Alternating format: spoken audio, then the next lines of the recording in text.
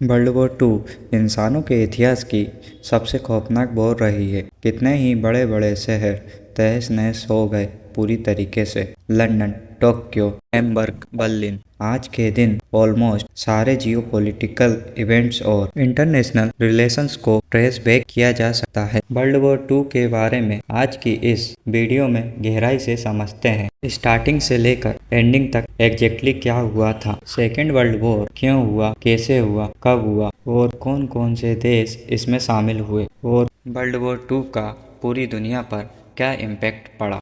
Welcome to my YouTube channel global fact. आज हम बात करने जा रहे हैं ऐसे खौफनाक वॉर के बारे में जिसे इतिहास में कभी भुलाया नहीं जा सकता।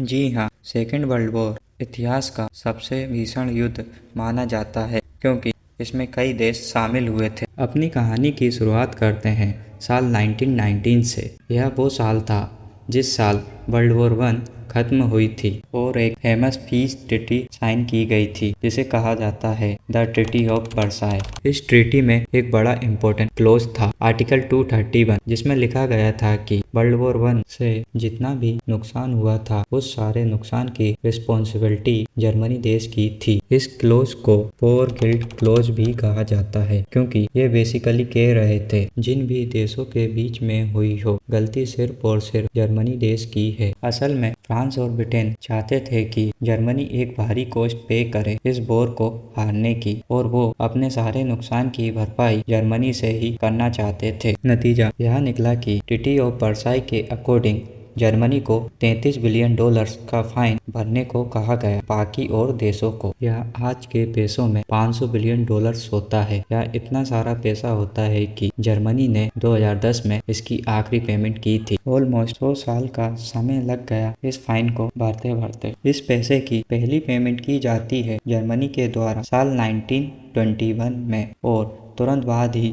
जर्मनी में भयंकर हाइपरफ्लेशन देखने को मिलती है। जर्मनी की करेंसी उस वक्त थी जर्मन मार्क। इतनी तेजी से डिवैल्यू होती है कि साल 1922 में बर्लिन में एक ब्रेड के पैकेट की कॉस्ट थी 160 मार्क। अगले साल 1923 में इसी ब्रेड के पैकेट की कॉस्ट 200 बिलियन मार्क होती है। जाहिर है कि इकोनॉमी में भारी गिरावट देखने को मिलती है और अनएम्प्लॉयमेंट बड़ी तेजी से बढ़ने लगती है। ऐसे हालातों में हमारी कहानी में एंट्री होती है एडोल्फ हिटलर की, एक यंग पॉलिटिकल लीडर जो अपने भाषणों के द्वारा जनता को अपनी बात मनवाने में बहुत अच्छा था। साल 1923 में हिटलर की नाजी पार्टी जर्मन सरकार को ओवरथ्रो करने की कोशिश करती है पर यह अटेम्प्ट फेल हो जाता है। लेकिन हिटलर की पॉपुलैरिटी वहाँ की जनता के बीच और बढ़ जाती है। इसकी वजह से लोगों के बीच में अफवाहें फैलाई जाती हैं कि जर्मनी देश की ये जो पूरे विश्व में बेइज्जती हुई है देश में रह रहे एंटी नेशनल एलिमेंट्स की वजह से हुई है। जर्मनी के लोग बहुत परेशान थे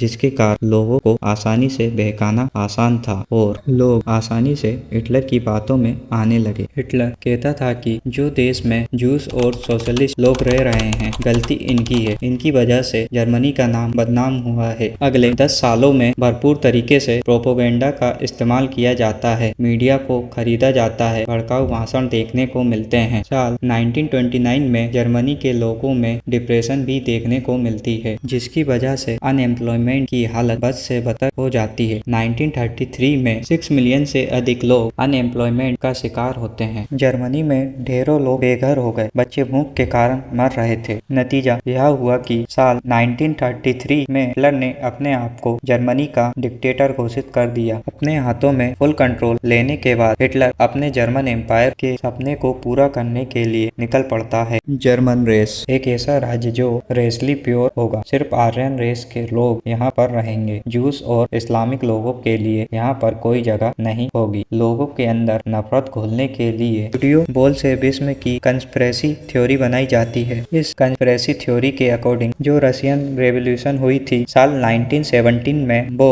एक्चुअली में जूस ने करवाई थी जिसकी वजह से सोवियत यूनियन की फॉर्मेशन हुई थी। साल 1935 में बाकी दुनिया को पता चलता है कि जर्मनी के पास अपनी एक एयरफोर्स है, लेकिन एयरफोर्स तो हर देश के पास होती है, पर ट्रीटी ऑफ वर्साई में यह कंडीशन लिखी गई थी कि जर्मनी के पास अपनी कोई मिलिट्री नहीं हो सकती। एक बड़े ही ओपन तरीके से हिटलर ट्रीटी ऑफ वर्साई को वायलेट कर रहा था।